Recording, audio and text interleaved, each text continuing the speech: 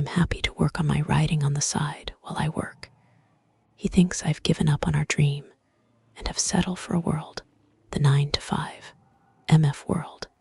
He is loath to spend time in. He sold his business and is still figuring out what he wants to do next. I want to buy a flat in the city. He wants to move to the country or use our savings to travel or live remotely. I want to settle for a while and make friends.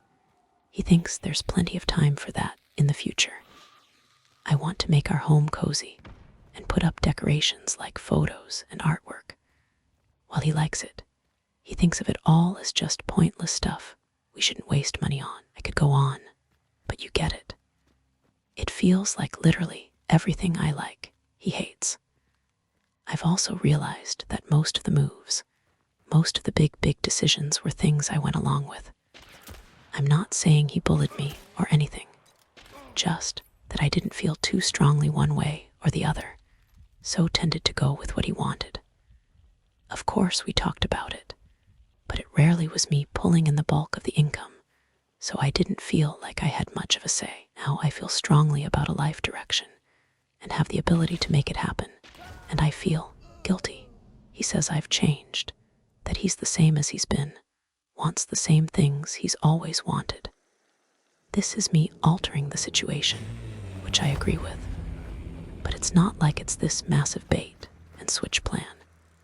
Our entire marriage, I've talked about settling down. I'm rambling. Here's the way I see it. We both love each other and genuinely want to make the other happy, which is why over 10 years, we've both compromised on choices that go against what we individually want. He goes to work for a little while so I can have a semi-stable home. I bounce around the world with him so he can discover himself and his career. But our tolerance for these periods have become too short to manage. He physically can't work for another person. I want to scream when I think about packing up my stuff and starting over again. Have we just spent so much of our marriage being distracted by the exciting newness of moving and pushing for financial independence?